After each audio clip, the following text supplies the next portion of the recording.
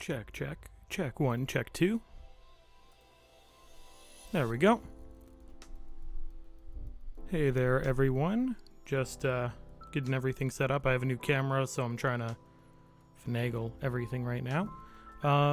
Who all is in chat so far? We're going to take a couple of minutes just to let everyone come in, but let's see who's in already. Currently I see Mick and I think Jenny. It's hard to keep track of all the usernames. There we go.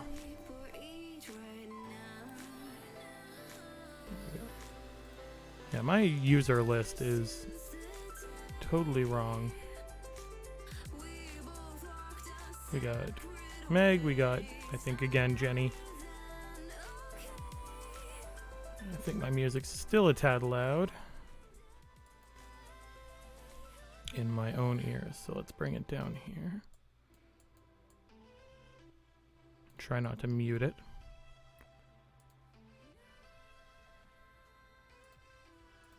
There we go. Okay. How's the music on your guys' end?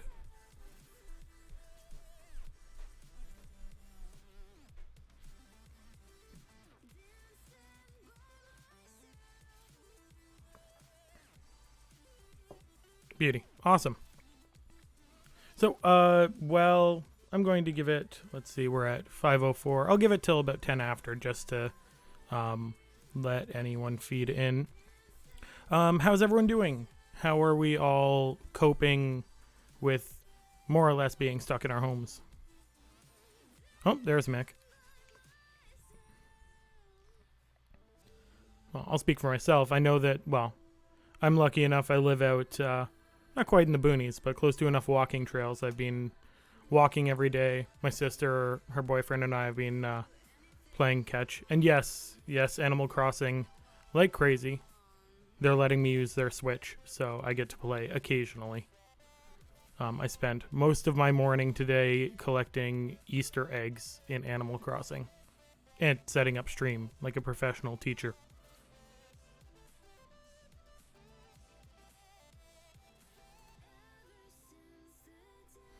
Mick, you're doing dishes at this moment? Because I dig it. I was just doing up my dinner dishes. I had sausages for dinner. Something that my microphone is reminding me of, if I'm being honest.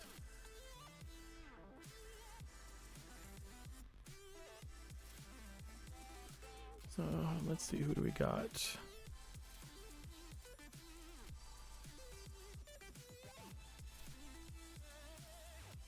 In chat. So far, just you three. We'll see if anyone else comes in. So, aside from Animal Crossing, how's everyone coping? Ooh, quinoa. I've been making Buddha bowls like crazy. I had what was it? Shrimp and lime Buddha bowl yesterday. I figure if I'm stuck at home, I might as well eat well and hopefully healthy.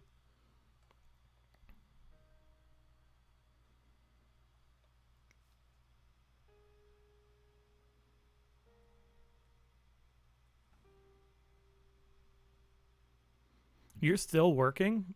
Jeez.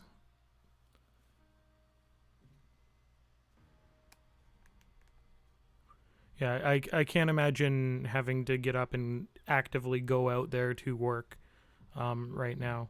It definitely can't be easy. Well, at least it's only the drive-through.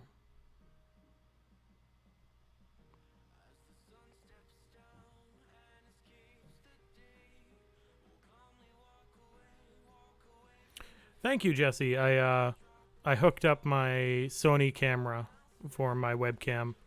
I was inspired by, for any of you who know Gavin from the Slow-Mo Guys, recently used his tens of thousands of dollar Phantom slow motion camera as his webcam, so I thought I'd hook mine up. Hopefully I can get a dedicated power supply, because I think my battery's going to die a couple of times, but I have a few charging below me.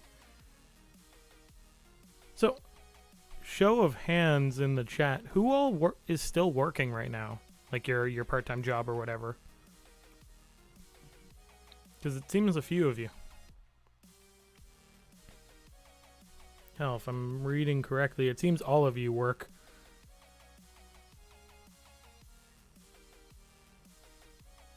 Jeez. I don't envy any of you. Like, I'm still working, but I'm lucky enough to work from my basement, right? Well, I hope y'all are staying safe. I hope y'all are washing your hands, like I say in every email I send you. Let's let anyone who's late catch up while we get started. So, I'm yet again going to turn down my music. Oh, wait a minute. No, I'm not.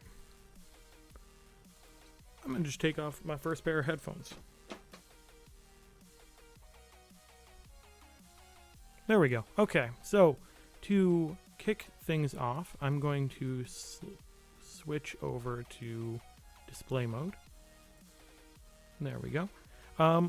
I just, for those of you who haven't downloaded the source files and the example file, I just want to play through kind of what we're going to be building today. So here we go. This is something I whipped up yesterday. So this is a candy store that I filmed in New Brunswick last summer. I figured I'd just throw some animated graphics on. Thanks, Mick. It's actually not a new haircut. I'm just finally gelling it again. But so these graphics are nice and simple. It's all text animation. It's going to be kind of our foray into what keyframing is. And for those of you who have downloaded the source files, you'll be able to tell that I've done quite a bit of color correction to these, as well as a few other things. We're going to cover that kind of in the second half of class. So, for those, well, I suppose the first thing I should talk about is kind of what keyframing is. Keyframing, plain and simple, is animation. It's just another way to talk about animation. When we talk about filming, we talk about how many frames a second our footage is shot in. So a slow motion video might be shot in thousands of frames a second so that you can slow it down. Whereas your average video is shot in typically 24 or 30 frames a second. That's what this is shot in. So when we talk about frames, we need to be aware that each second of our footage is just made up by, in this case, 30 photos. And keyframing is just saying that certain frames out of those 30 are important, are key frames. In this case, we're referring to the frames that have text animated on them. So, easier than to keep explaining it, why don't I just show you? So, if I pause this guy, minimize it. Before anything else, these are the files we're going to be working with. I have them up on eLearn for you guys. Among them is also the example file that I just showed you. There we go. My audio was peaking for me. Beyond that, we have all sorts of video files that you can work with, but honestly, as far as this video or this lesson goes, you can work with any video files that you've downloaded before, that you've shot yourself. Ultimately, these background videos are the only thing in here that you aren't making from scratch. So, without further ado, I'm going to open up the project that I had already created. In your case, you would create a new project and import your files. Let's let that load for a second. And if you do have any questions, this is something I forgot to mention last week, I believe. If you do have any questions, feel free to @ me in the chat. So just type @ and then my name, Chris_Arndt_instructor. That way it'll pop up and I can see your question while I'm working. Think of it like raising your hand. So if I'm jumping over to our example, the original footage that I cut together, when I click on something like our graphic here for Freak, our Freak Lunchbox, I can go up to my effect controls and see that if I zoom in, as I go through frames of the video, I have these keyframes, in this case marked by these little hourglass shapes. That's plain and simple what a keyframe is. It's not the easiest thing to explain, but hopefully if you're following along, it'll start to make sense. So without further ado, I'm going to open up our files and just quick drop them in. There's no cutting, there's no trimming we have to do. I gave you the files as I kind of wanted them organized. So bear with me, I do have my notes beside me. So I'm going to drag in first my exterior shot, then my wide one, then we have Candy, and moving further over, I'll drag in the jelly beans, the second wide, and finally our, come on, there we go, our smile shot. So that when this video plays back, I'm zoomed out, we have something already very similar to our final product. The base video is already completed. You will note that our first... Mick, don't worry about your laptop. Like, you can follow along whenever. I'm not taking those files down. As long as you kind of work on those skills before the final project, because it will require some of these skills. Yes, this candy store was very hard to film in, simply because I wanted to buy practically everything. You'll notice that our first clip exterior is also upside down, and we will be adjusting that in a little bit. So the first thing we're going to do is build our graphics. I know normally I'd flip this footage already, but for sake of the lesson, let's start with the graphics. So what I'm going to do, much like last week, and those who were watching class last week or checked out the tutorial from last week will already understand the basics of this. I'm going to go to my text tool or my type tool, click in the middle of my shot, and I'm going to type in the word freak. Then there's a few things I'm going to adjust with it. Also, Jesse, I'm very jealous of your McCain cake. The first thing I'm going to do is double click on it to highlight the entire word. And I'm going to go to my Essential Graphics tab. I have this open already. If you don't, it's found in Window and then Essential Graphics. I'm going to change a few things. I'm going to change the font to Frastic Medium, Frastic with a PH. And that should, if I'm not mistaken, automatically come with your copies of Premiere. I believe it's already built in. If not, use whatever font. Get creative with it. I'm going to change up my font size, right below my font name, to 650 for this one.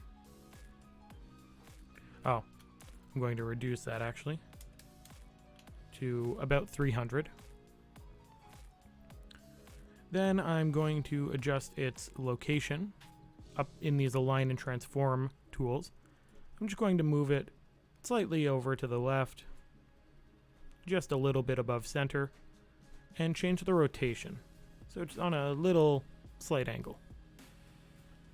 Then, what I'm going to do is right click on where it says Freak up the top of Essential Graphics and click Duplicate. What that does is it creates another exact copy. I changed rotation in these Align and Transform tools. I have this one that's this little white swirl, and I just changed it to -8 degrees. It's right above your opacity slider and below your position tools. So I'll actually be changing this second copy of Freak. I'll change the rotation first just to show you. So it's right over here. I just click and drag because I want it slightly less rotation. So I'll try -6. I don't want it the exact same as the first. So with it highlighted, I'm also going to change the word freak into lunchbox. Highlight it again by double clicking and reduce the font size to maybe 275. Let's see how that looks. Better. I'll move it over slightly with those text tools or the position tools. That looks pretty good. If we compare it to the example, not terrible.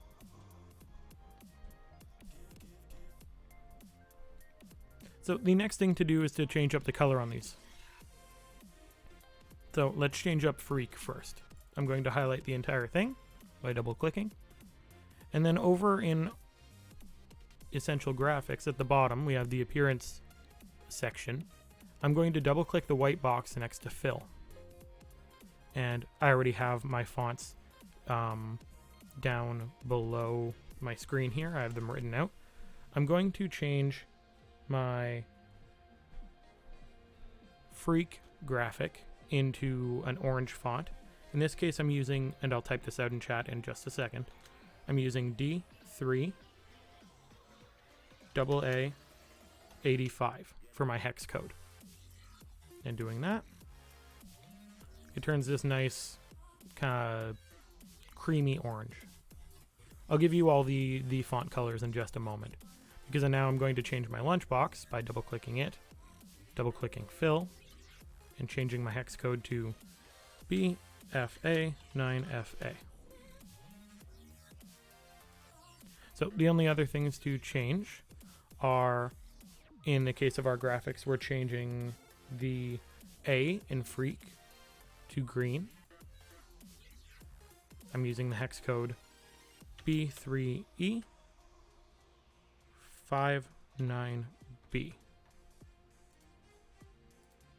And I'll do the same with the O in Lunchbox. B3E59B.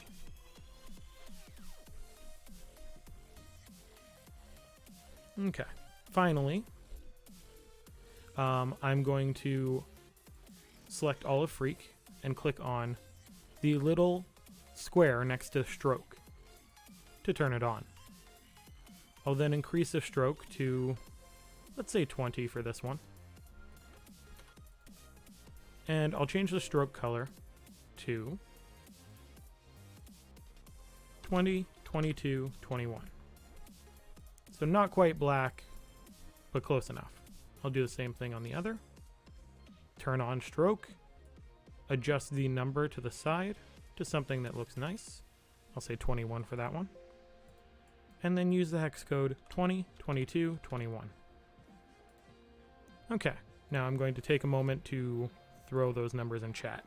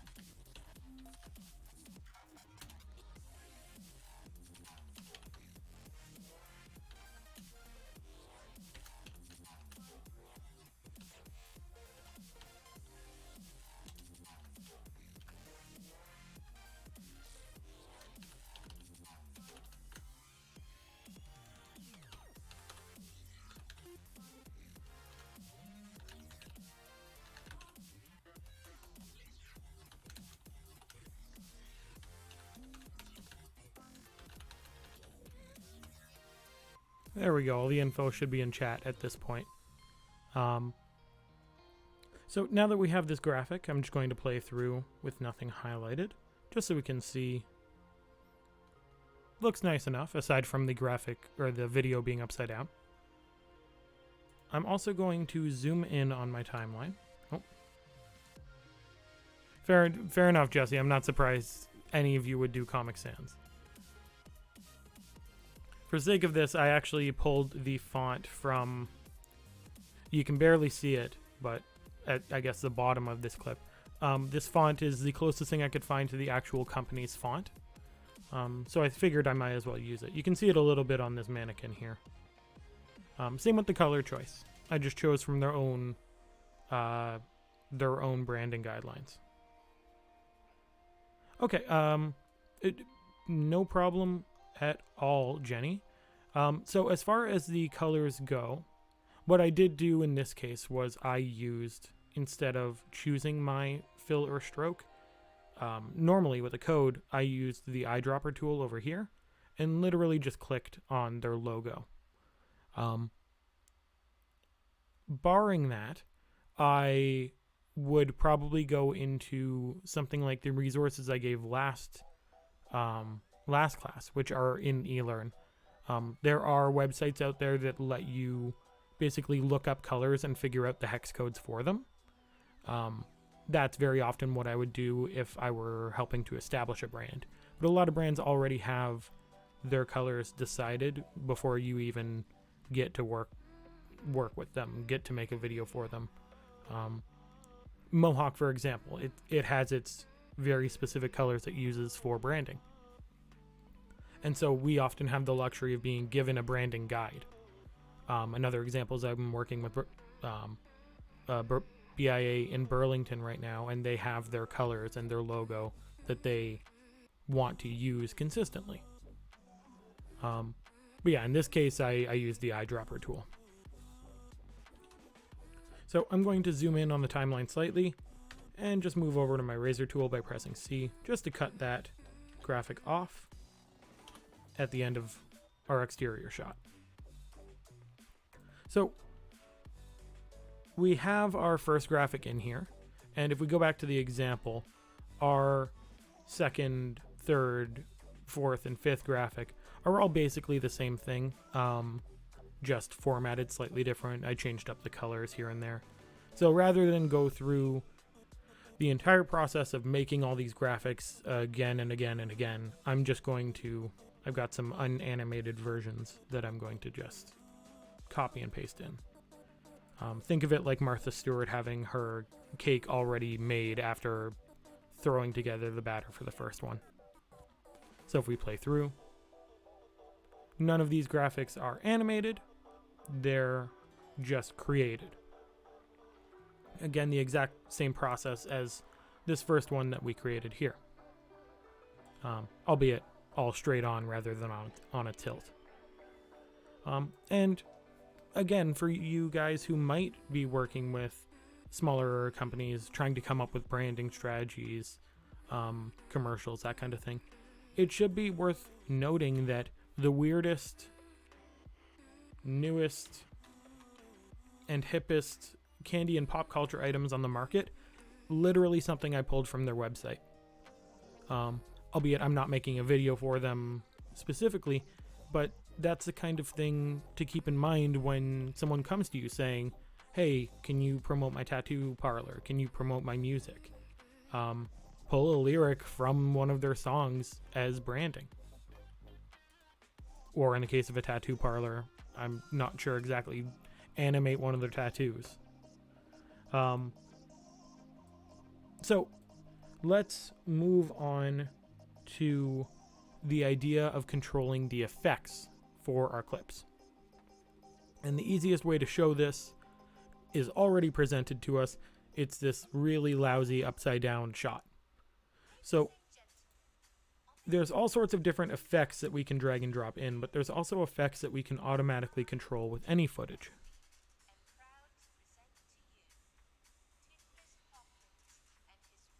Sorry, Mick, I'm not exactly sure what you're talking about. The GM from Salt Lick. Fair enough. I'd love some clarification. Getting back to this, we can click on our clip for exterior, and we already have some things. If we're up in effect controls, we have some things that we can adjust here: position, scale, rotation, anchor point, opacity. All these things are things we can adjust. So in the case of this shot here, we can simply go to rotation, and since it's completely upside down, we can just flip it 180 degrees. Now if we play through, the entire thing is flipped on its head, because I originally shot with my camera upside down. So, well, Mick, to respond to you, actually, he's a super chill dude. Him and I got along quite well. He, in fact, gave us, while we were filming, he gave us some cornbread muffins to eat, which, not the easiest thing to film while eating, but we manage. The Salt Lake's fantastic. I, in fact, ordered some pickup from there to support them while everything is closed down. Still just as good. Pretty much just as good as going in. So,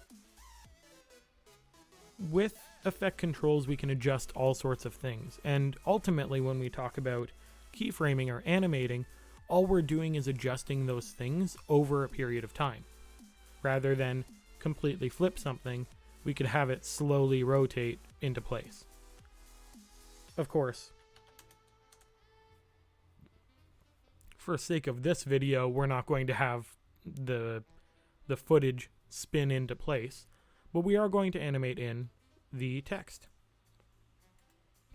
And the way we're going to animate this first one, Freak Lunchbox, is we're going to first figure out where we want our animation to take place. Because animation is, again, changing things over a period of time. So we need to figure out an in, let's say here, once most of this, I'm pointing at my screen, it's useless. When most of this banner is out of the way, let's call that an in point for our shot. So what I'm going to do is I'm going to adjust the scale. I want to zoom in. So the first thing I'm going to do is click the little stopwatch next to the word scale. That means that we want to start keyframing. You also notice that over on this side, this little graph here, we now have this little diamond. That is a keyframe.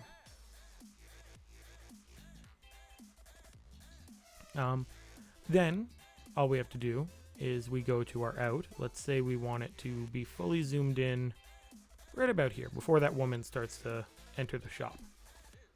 All we do is over here, these little arrows and diamonds, we just click the diamond. That gives us another keyframe.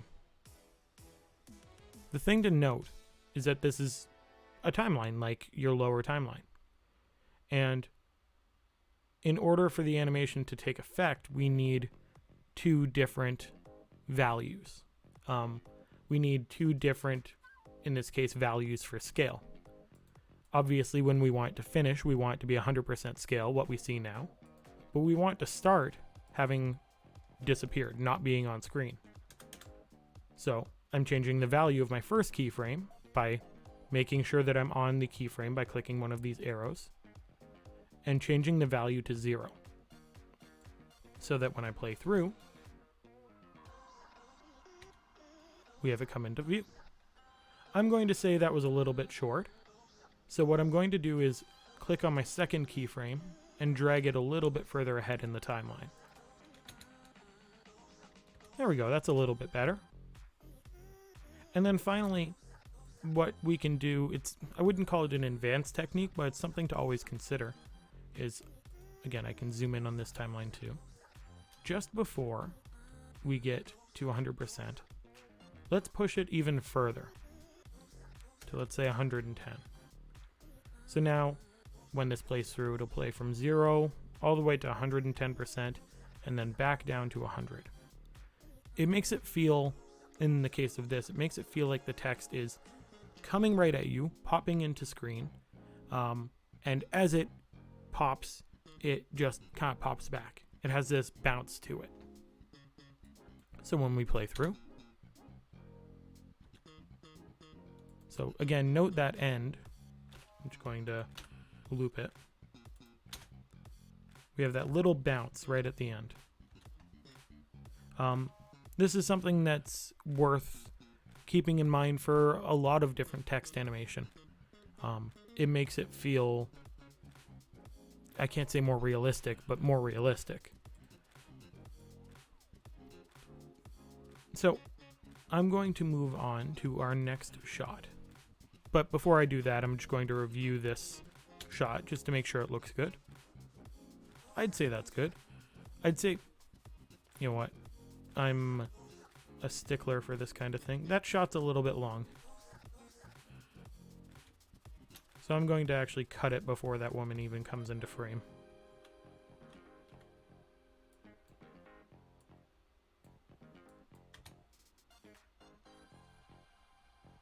There we go. That just flows a little bit better.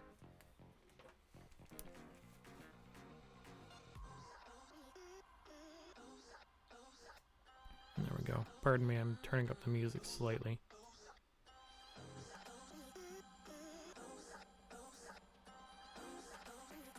There we go. Shout out if the music is too loud, but I think it's at a perfectly fine volume. So, moving into this shot, referring back to the example, I animated it in via position. I think I had it pop down and into place. And again, you'll notice with... Also, shout out to Monster Cat for the music. They have like a $5 license that means I can use it on Twitch or on YouTube. Really awesome. You'll notice when this text comes in that, again, it pops down and then back up. It has this bounce to it. So we're going to do that one more time. This time the only difference is that instead of animating the scale, we're going to animate the position. So, like before, we're not going to have the animation start immediately. It will come in a couple of frames. I'm doing that by pressing the right button. Then I'm going to click the stopwatch next to position. I'm going to move over a bit more. Let's say there. And then I'll move over probably 2 frames. That's the little bounce we were talking about. So, we know for our last keyframe, it's set where we want it set. This is its final location. For our second last keyframe, and again I'm moving by clicking these white arrows, I'm just going to adjust the Y value so it's slightly lower. So that we have that little pop-up. Don't mind it moving slowly down, it's that pop-up at the end that's important. So going to our first keyframe, this one is pretty straightforward. We just move the text until it's just off screen. In this case, I have it set to 320, but it could be different for you. When we play, we have it pop in. I would say that this is a little bit slow, so what I'm going to do is I'm going to click and drag on this graph area, this timeline area, so that both keyframes turn blue. And then I can drag them both over together. That sped it up a little bit. We're not going for perfection here. You can finagle this in your own time to make it truly perfect.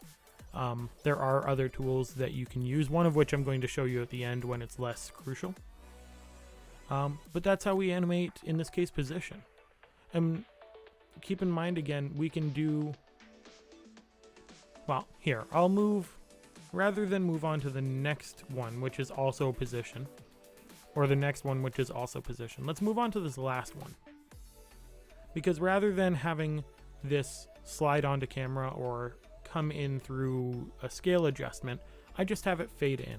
I'll pull up the example.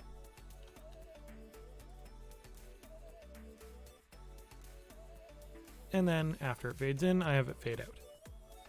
So let's work with that one, our last main keyframe adjustment that we're going to do. So again, I'm going to move in a couple of frames from the edge of the clip, And then I'm going to click, well, sorry, I don't click opacity. Opacity is automatically set to keyframe if we adjust it. So I'm going to make a keyframe by clicking on this diamond. I'm going to set it to 0 and then move over a little bit. That's probably good. We'll set it to 100. And please note that when I adjust the values here while the keyframe stopwatch is on, that any value change automatically creates a keyframe. Or if I'm on a keyframe, any value change just changes the one that I'm on. So if I go over here, because we need it to fade out, pardon me, I jumped off the end of that. If I go to the end of the shot and type 0, I make a keyframe at the end of the shot. If I go over slightly and make a keyframe that starts with 100, essentially what we're keyframing now, you can see it by clicking the arrow next to the stopwatch to bring up the graph. Our opacity goes from 0 up to 100 and then back down to 0. That's the basics of keyframing, because at the end of the day, every animation you ever make needs 2 points. It needs a start and a stop. So keyframes always work in at least pairs. In this case, we're working in 2 pairs of keyframes, making a full animation, an on and then an off. So when I play this through, not looking at the graph, but instead looking at our shot, it fades in nicely, and it fades out nicely. So the reason I pulled up the graph is because there's one last thing I want to show you for keyframing. It's slightly more advanced, but again, it can make a world of difference in making these things feel, again, I'll say realistic. If we pull up our Freak Lunchbox animation again, and instead of adjusting scale, we click the arrow next to the stopwatch, we're given this graph. And if I zoom in on it, let's make this a bit bigger. There we go. So you'll see that we go from a nice even 0 scale up to 110 and then back down to 100. This is what's called a linear progression. These linear keyframes are represented by diamonds. You'll note that in my example footage, a lot of my shots have these hourglasses and that all the lines are curved. What this does is it adjusts the speed and progression of our keyframes in a way that's non-linear. It feels more fluid, it feels more natural, especially when we're going for that kind of bouncy feeling. This can really do a world of good in making things feel that way. So what I'm going to do is, back on this Freak Lunchbox animation, I'm right-clicking on my first keyframe, and I'm clicking Ease Out. Then I'm right-clicking on my second keyframe and Ease In. And it's hard to tell from here, but if we zoom in, actually if we zoom out, it's more obvious. There's now this nice curve to our animation. What that means is that instead of going right from 0 to 110, we go 0 and make small little progressions, and then things speed up, and then they slow down again just as we're getting to our keyframe. It's hard to visualize the difference on this specific animation, but if you keep working with these what's called Bezier keyframes and these easy ease keyframes, you'll start to notice the difference it makes. So I'm going to leave it at that. I'll just play through that guy one more time. Yeah, that's feeling a bit more, again, natural. So right now, I'm going to turn off my graphics layer so nothing pops up. Actually, before I do, I should ask if anyone has any questions with regard to graphics. Is there anything I went over too quickly? Do you want me to go over something again for graphics or keyframing?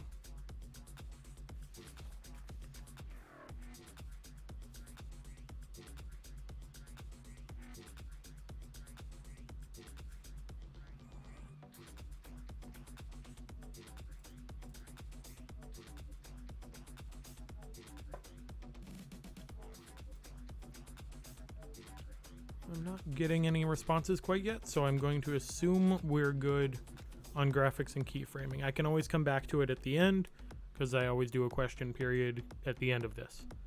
I say always like I've been doing this for years. I haven't. So I'm going to move into color correction. Oh.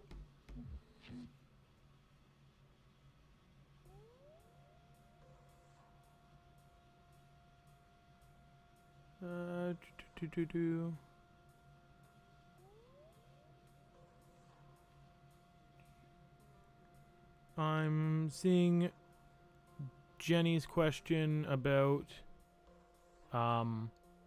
hex codes, but I did go over that.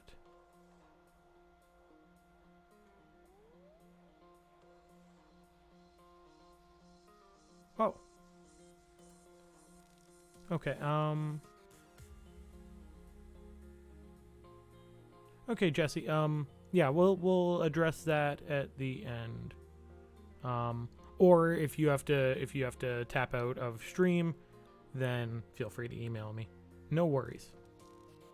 And yeah, chat's a little bit slow. So I'm going to start on color correction. That's the CC part of class today. I went over this a little bit last week, but today we're going to get a bit more in depth. I feel like my mic is popping like crazy. So the first thing we're going to do is open up a couple of tools that we need to color correct. The first is going to be Lumetri Color. The second is going to be Lumetri Scopes. You can access both of these by clicking Window and going down. They're both right there that you can turn on or off. So let's talk about what Lumetri Scopes are before anything else. So Lumetri Scopes are just various ways of interpreting your footage to see specific things. So in the case of what I have up right now, I have a parade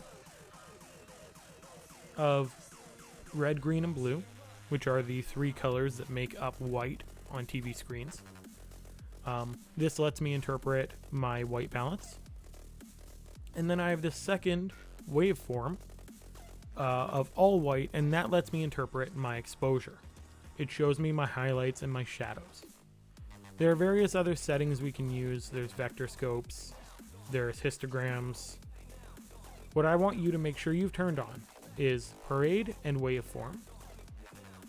So that's parade and waveform. You can turn them on with that little wrench at the bottom of Lumetri Scopes.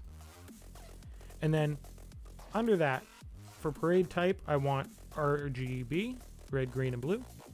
And then waveform, I want Luma. So again, parade and waveform are on. Parade type is RGB. Waveform is Luma. That's how you get the specific graphs that I have up right now. So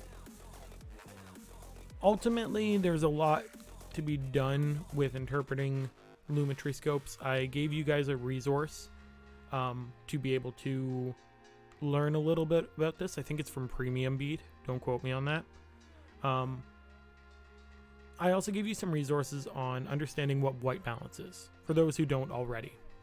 And essentially, the way to interpret white balance, in a nutshell, is that light has all sorts of different colors. The sun is a different color from the LED light above me or the tungsten light that I use for photography. They all are slightly different hues. And so when we film, we compensate for that so that what we do film, we make sure that the whites are white. They're not yellow, they're not blue, they're not green, they're not magenta. they're white. In the case of this footage, especially the inside stuff, that's clearly not the case. This panda, this skull, the various white things here, like the lights, are all yellow. I filmed to yellow. I filmed in an outdoor filter. And so we need to, as editors, color correct this. That's what we mean by color correct. There are a few other things we also mean, but this is the kind of first step in all of it. So I'm going to start with the interior stuff, just because it's way more apparent than the exterior. The exterior, honestly, is not too bad. The interior, though, we have a few things we can adjust. So in Lumetri Color, we have all these different tabs, and today we're only going to be working in basic correction. If you want to know more about the other tabs, please ask, whether now or email or whatever. Color correction is one of my favorite things to do. I'm more than happy to teach you about this.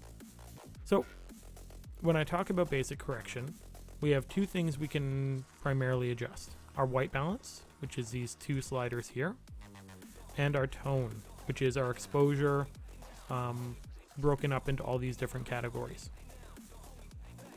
So I'm going to start with our white balance on this. A thing to note about color theory, or at least light color theory, is that the opposite of yellow light is blue light. So in the case of this shot, I'm going to drag probably all the way to the end of blue and turn off Lumetri scopes for the moment. And once everything renders up,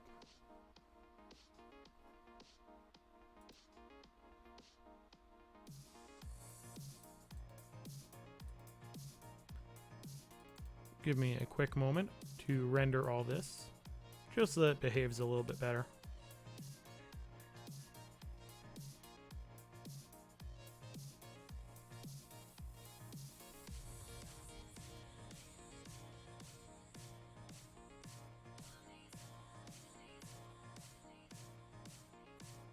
There we go, that should behave slightly better. Right now I'm going to close my Lumetri panel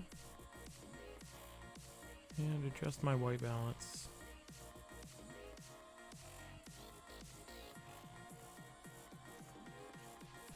There we go, that was the problem.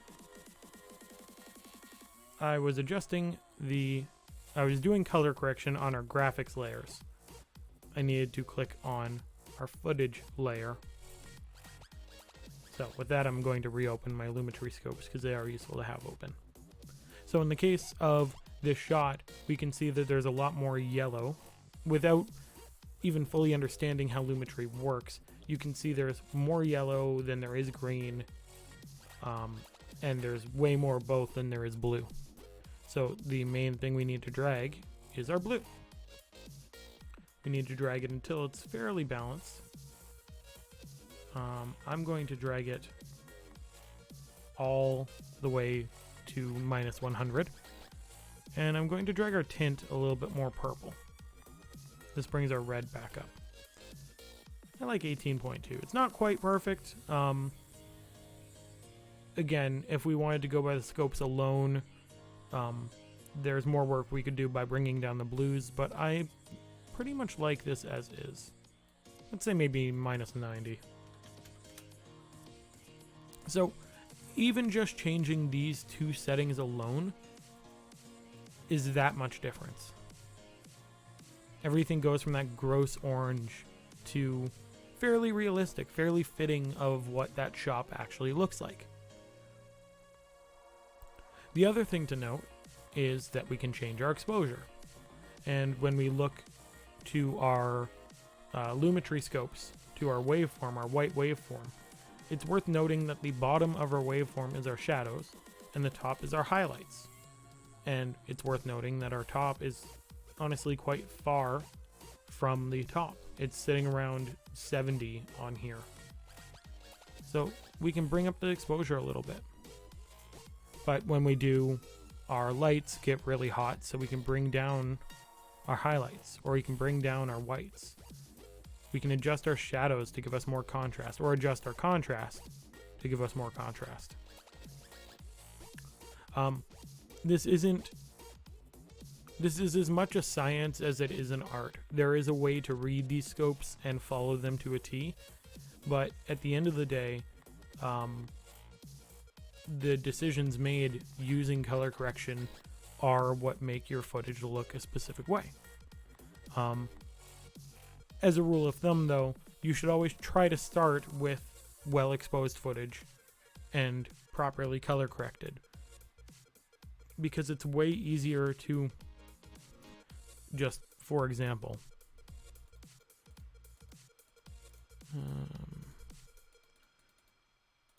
let's see if Folger maybe.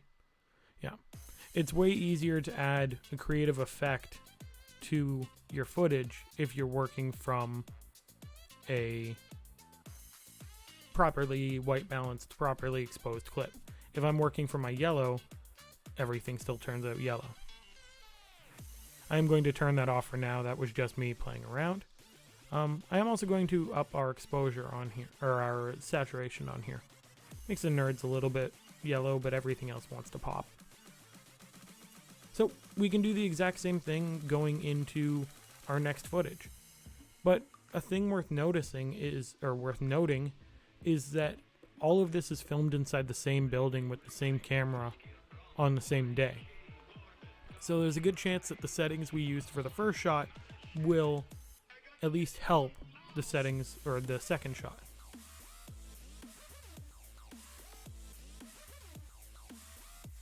CCU. Refresh me, Jesse. I'm not familiar with that acronym.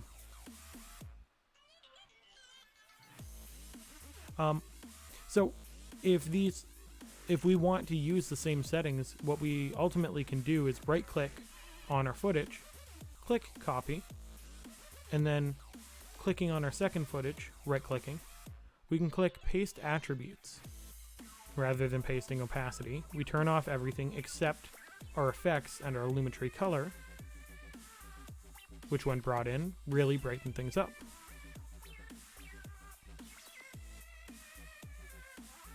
Okay.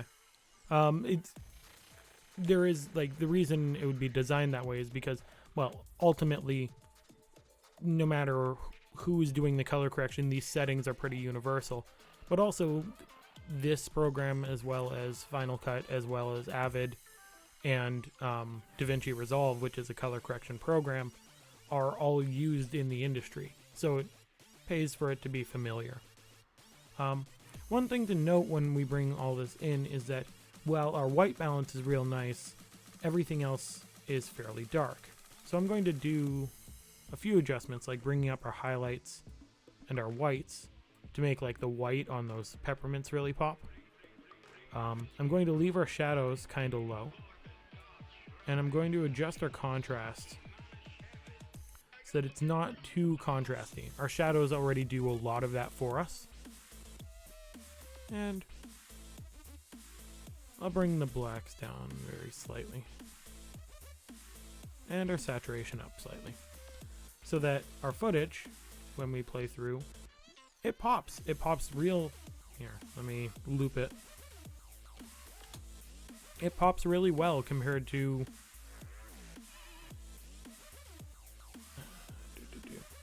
compared to that. Albeit I intentionally shot it to be muddy so we can clean it up better. But regardless of that, playing around with a bit of color correction can really change up the feel of your footage. I have one clip that, if I can find it real quick.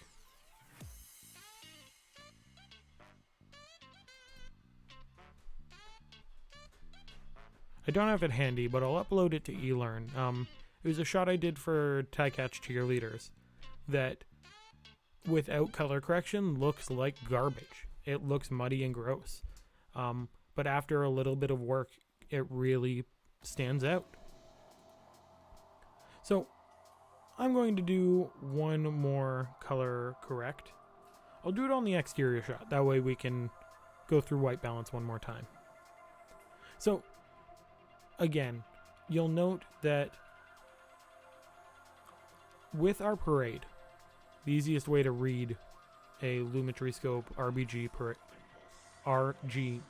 parade is when everything is completely even, you have pure white. You have color correction. So you'll note that our blue highlights, the top of our blue, is slightly above the red and green. Our red shadows are slightly above our green and blue. It's those things we need to adjust to properly balance everything. There are better ways to do it using the curves tool, using our creative tools. There's all sorts of different tools we can use, but at the very least with this, we can make sure that our blue comes down slightly, that our purples come down slightly.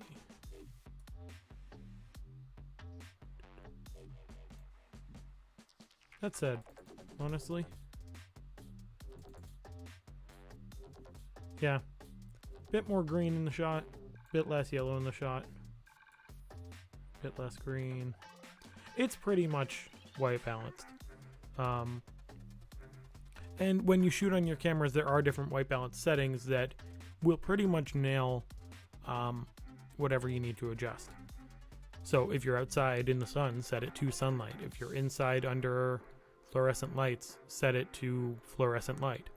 In my case, my camera has a few specific different kinds of fluorescent settings because that's what most people use in their houses. And that's why I'm not coming out particularly yellow or blue in my webcam footage. So coming back to the shot, one thing that is worth noting is that our highlights our exposure and contrast could be brought up a bit. So what I'm going to do is bring our exposure up. I'll bring our contrast up. And then I'm going to bring our highlights and whites down slightly, as well as our blacks. And our exterior shots suddenly feels just a bit more gritty. The interior of the shot pops. We can start to see things that we couldn't before.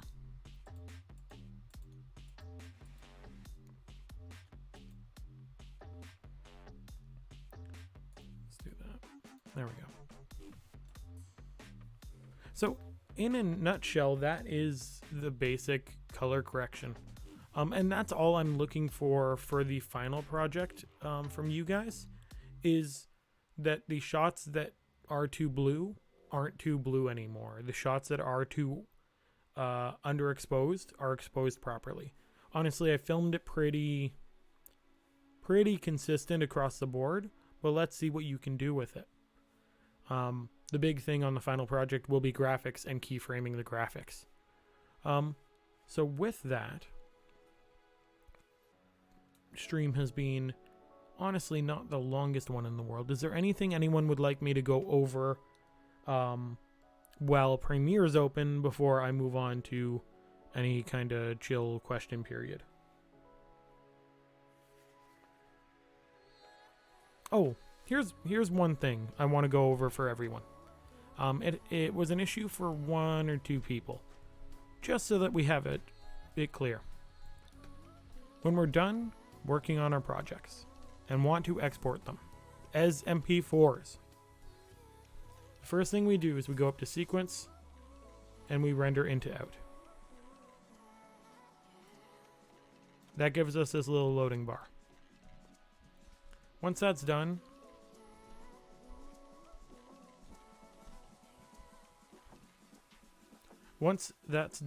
we're going to, or our footage should automatically play back.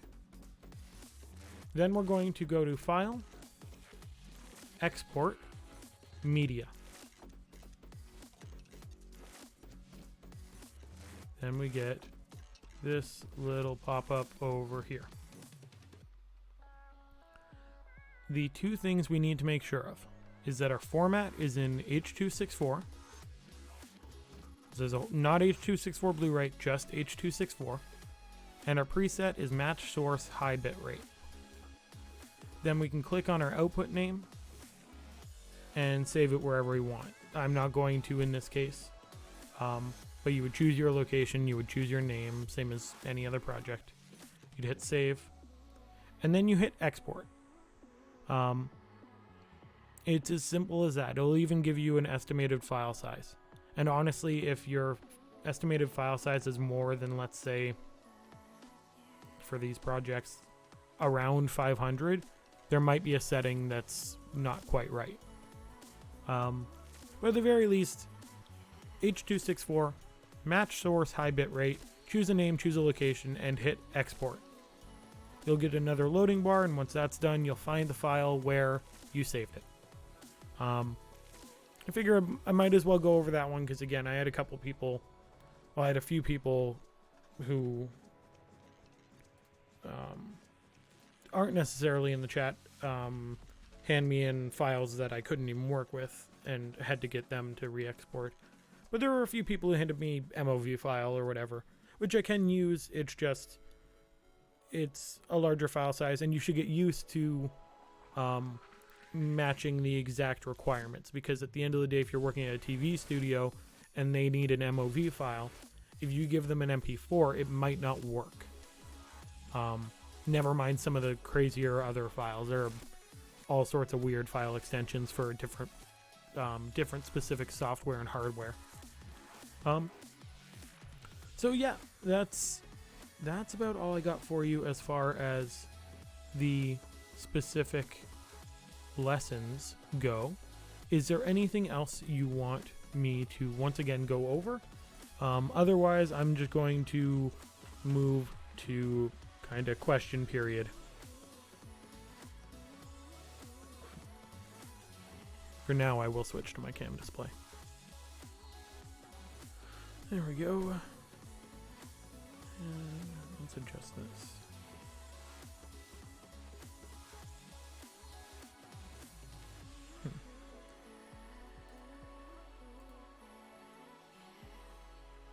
There we go. So as far as the final assignment, yes, if I say dip out, I want it to dip to black or white. Basically, I want to see nothing before I see the next clip. The black or white is absolutely your call. If you feel white looks better and fits the feel of the video, go for white. As far as filming with Freak Lunchbox, no, I didn't. They were very... So, to clarify how this video came about, while I was in New Brunswick, I just brought all my camera equipment, just because. And so I just went into these random places like, hey, I'm a videographer from Ontario, just filming for shits and giggles. Do you mind if I film in here real quick? And some places were like, no way. Others were like, hell yeah.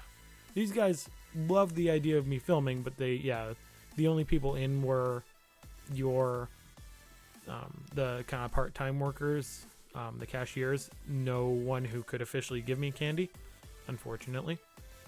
I did go back and get some, and my sister got some like prank stuff as well, because they sell like everything from candy all the way to fake poop and vomit and like all sorts of weird stuff. Very interesting place. There's a few all over. I think they were founded in Nova Scotia. Yeah, so I filmed with them. I filmed at the St. John City Market, which is some footage I was considering getting you guys to play with, but it's not quite to the standard I would want to show. But yeah, and that's one thing when I talk about the idea of just go out there and film, just go out there and make stuff, just go out there and film. Most people will not say no to the person with a camera, especially if you have a tripod or something similar. But even then, it's fun to just make things. I have video of my sister and I just hanging out on the beach.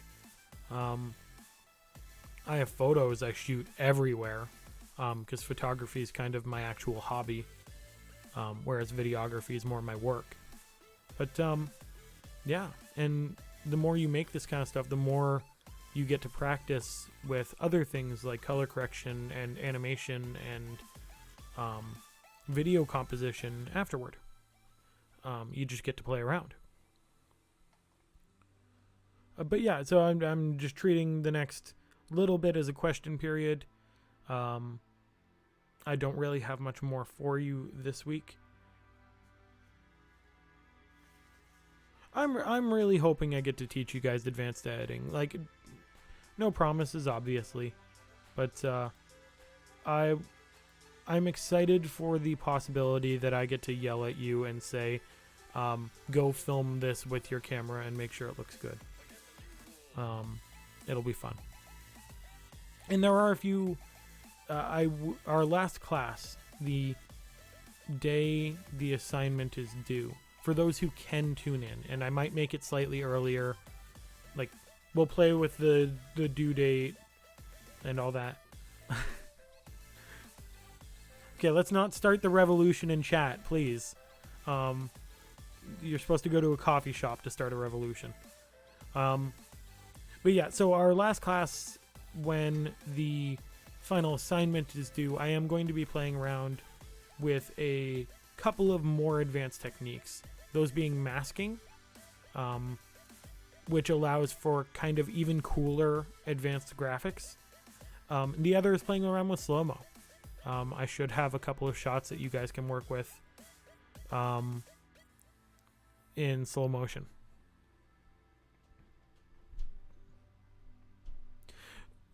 Fair enough, Jesse. You can start a revolution in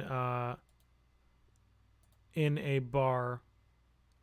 The French typically just drink where they also sip coffee.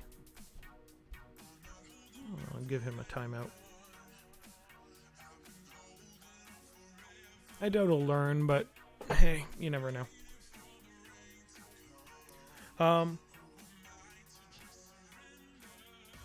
Why are some words in chat? Was it anything that guy said? If it was anything that guy said, yeah, he was being rude.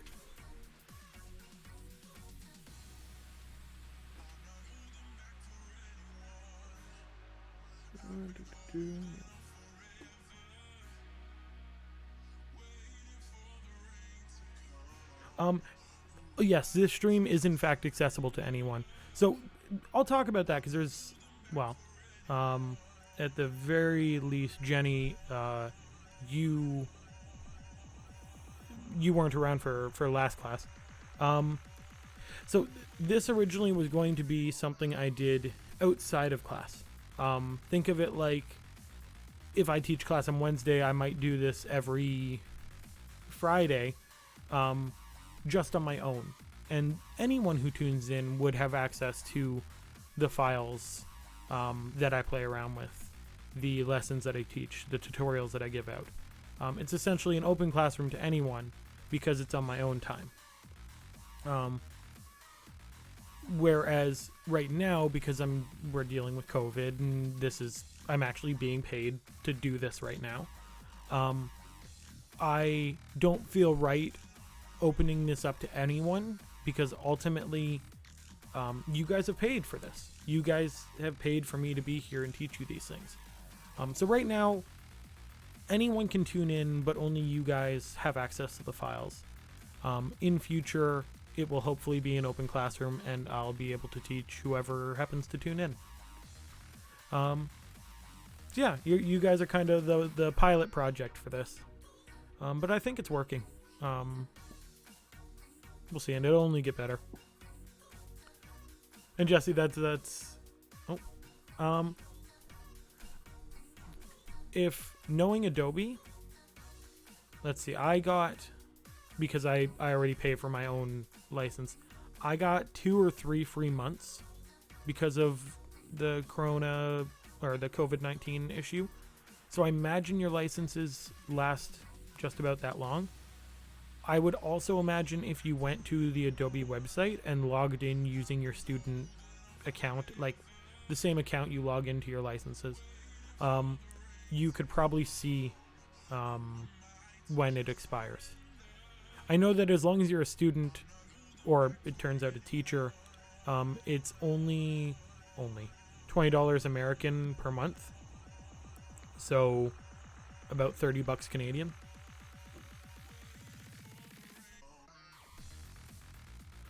Yes, Jenny, I couldn't, like, I had to deal with the teacher strikes, which, those were enough of a pain for students. I couldn't imagine, like, all the teachers are using Zoom right now. Imagine if they were all using Skype. I couldn't imagine holding a class on Skype, or God forbid, even earlier, even earlier, like MSN Messenger, they would just close down the schools instead, if I'm being honest. But yeah, like, I'm very much blessed to, be one of the lucky people who get to still work but can do it from home. I'm very blessed to not be a 60-year-old teacher who's been doing it one way for years. Like, I'm very open to changing up all my settings, quite literally. And I have the tech knowledge to do it.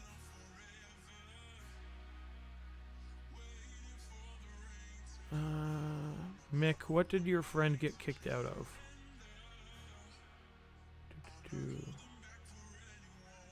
One sec, I'm going to pull over to mainstream.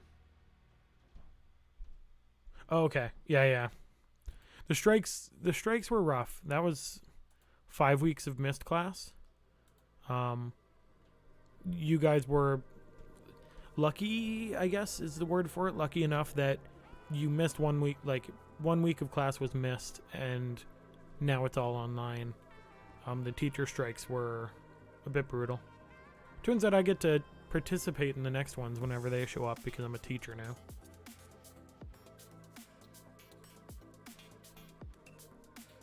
I didn't know you were a TA, Jenny.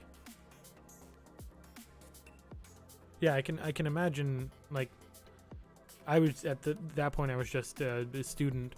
I can imagine it would suck working it. I'll find out soon enough, hopefully.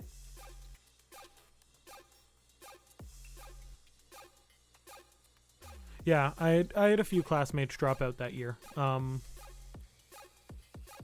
it was rough. Mental health wise, it was really rough.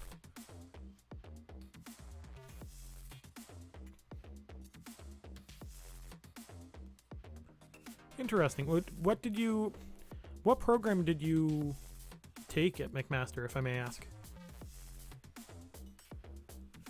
I always avoided McMaster personally. Mind you, then I went to Brock, so my judgment is not necessarily the best.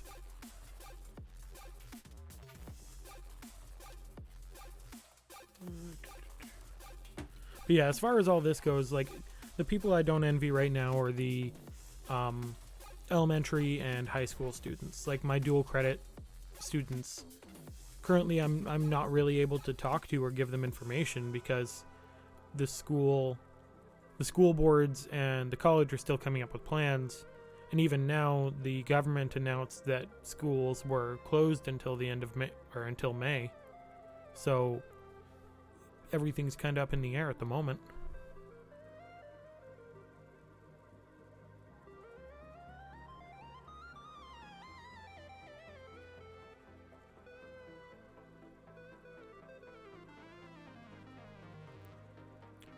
Theater and film makes a lot of sense. And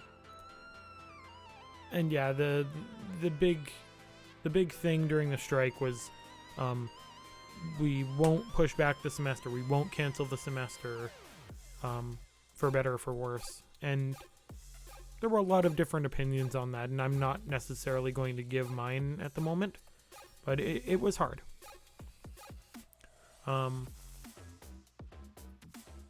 But yeah, so as far as, here's a question for you guys.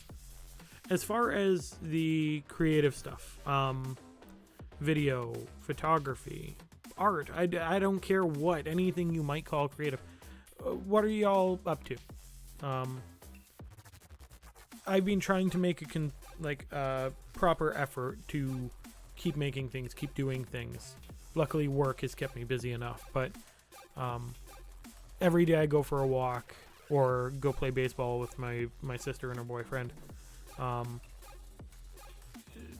but at the very least, I try to shoot photography, or do something. Currently, we're all upstairs working on a 9,000 piece puzzle, which is sucking the life out of me if I am honest.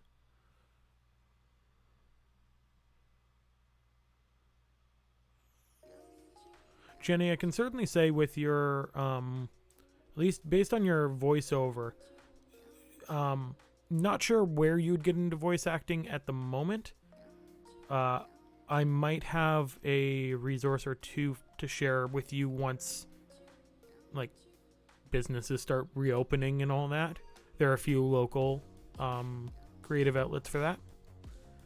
As far as album reviews, if you need assistance, I recommend just building like a Squarespace or a Wix site. My friend, I'll send you a link to my friend Sarah, who does stuff similar to what I think you'd be into. Might give you some inspiration. I can't. I tried to do yoga. I can't. Not flexible enough. Painting, yeah.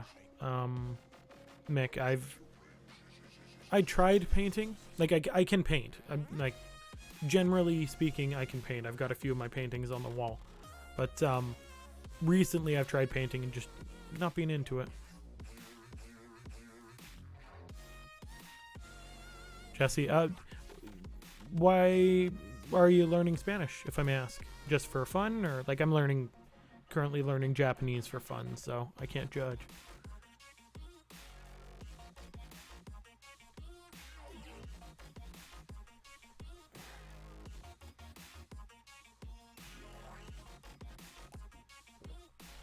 For me, oh, here, one sec. The nice part about my camera not being built in. One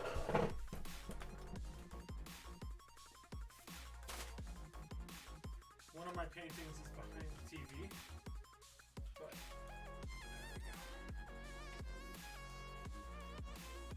I did that guy, and then that guy not too long ago.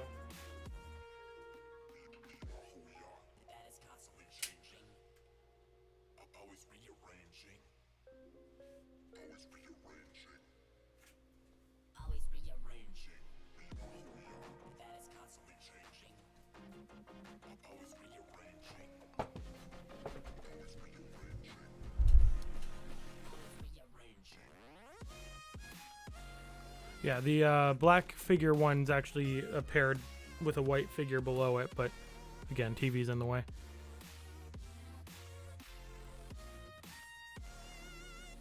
High school, Spanish, German. I learned German. I went to German school for years. Some Mandarin, wanted to get into languages. Now I really like Spanish, want to work on it and ASL in order to better communicate with people. Yeah, I've been meaning to learn sign language for a while, mostly because, like, half my family is deaf, and so it's not mandatory, because most of the people who aren't deaf understand sign language, but I wish I knew it myself.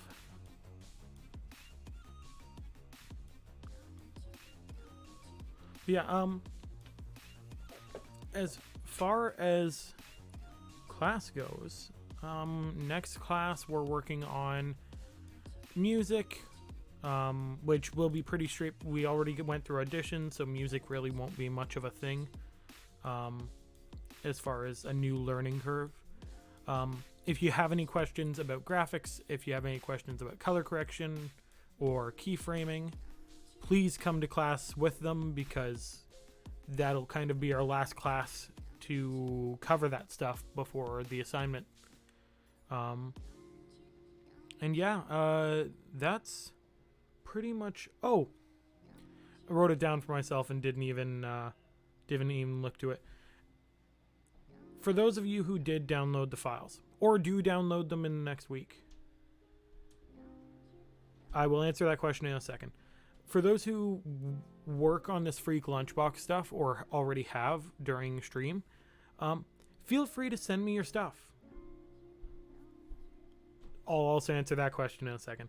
Feel free to send me your stuff. I will give you all the feedback in the world. Most of my days are spent just chilling, and so I'm more than happy to give my advice on anything you make. Ideally, stuff involving graphics or keyframing or color correction, because at least then I can give you advice for the sake of the assignment. But if you write up an album review or make an album review video, for example, send it my way. I'll let you know what I think. I would personally, right now I would only use Premiere Pro, because I also use After Effects, I also use Illustrator, I also use Photoshop. God, what else do I do? I use practically the entire Adobe suite outside of the stuff for building a website. And so Premiere works fairly seamlessly with all of that, and that's important to me. Avid is a perfectly legitimate program. I'm actually kind of looking at DaVinci Resolve, because it lets me prioritize color correction, but I can still build videos on there. And it plays okay with Premiere as well. The manga behind me is, well, I got two. I have all 6 parts of Akira, and then I have Junji Ito's Uzumaki, which is a horror manga about a town cursed with spirals, is the best way to describe it.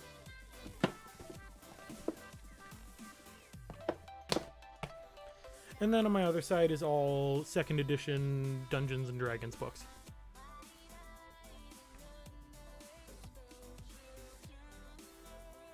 I have not read Berserk. I'm familiar enough with the anime, and I'm glad everyone has love for Uzumaki and Junji Ito.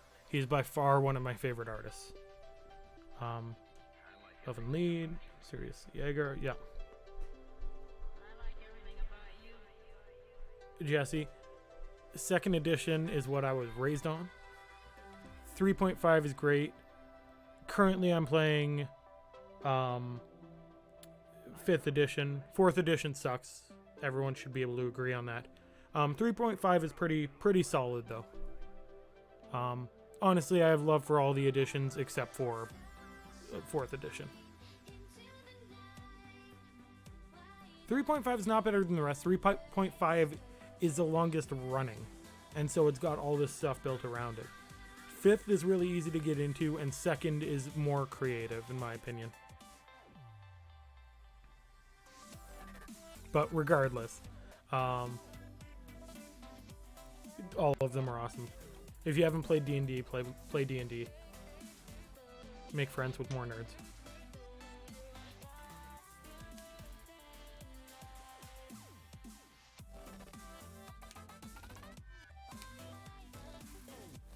Mick, you're going to check D&D or Junji Ito out?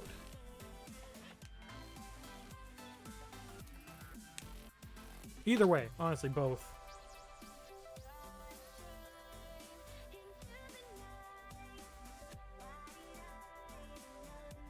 Yeah, see, I'm currently playing a monk build, a naked monk, or no armor, all dexterity monk. But I'm not going to nerd out about D&D at the moment. That said, there's no real after class to talk about it anymore. But still, I'm happy to talk about any of this. It's just nice to be able to work, honestly, and not that this is my only socialization, but it counts. Sims 2 is dope. I got the Sims 2 on my PlayStation over there. Now, is there anything else to actually go over?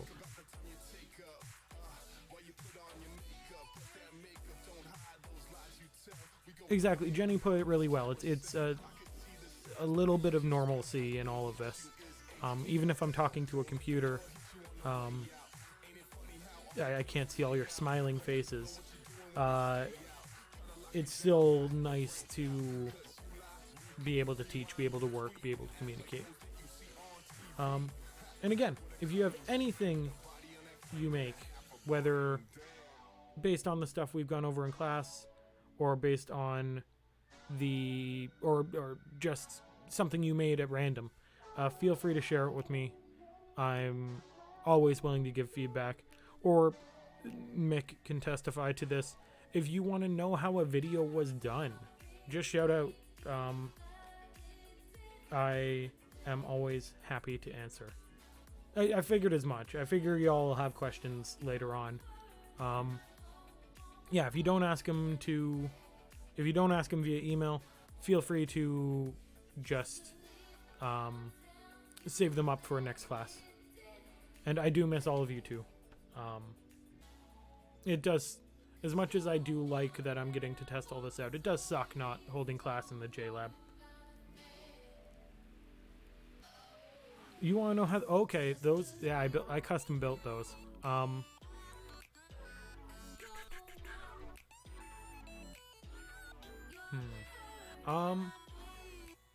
Tell you what, Jesse, if it can't hold off, if you must know the answers, feel free to email me.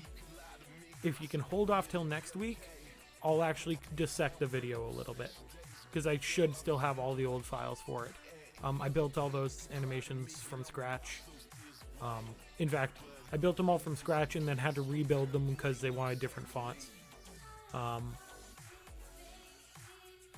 Yeah, that was a lot of work, and that's a little bit of what we'll be going over in our last class. But yeah, if you're itching to know, email me. If you can hold off till next class, I'm more than happy to talk about it then. In fact, I probably will anyways. But with that, I think I'm going to sign off for the day, assuming there is nothing else. Oh, your Salt Lake assignments. I believe everyone in chat, but for those who have handed them in, there's no extenuating circumstances. Assume that they are going to be marked, and your mark will be given out on Friday. For anyone watching this who has yet to hand it in, again, for specific reasons, we'll sort that out. But yeah, with that, I hope you guys have a good week. I hope you practice. I hope you keep making things and stay creative. And, well, stay safe, stay informed, and clean your goddamn hands. And stay away from people. Have a good one, guys.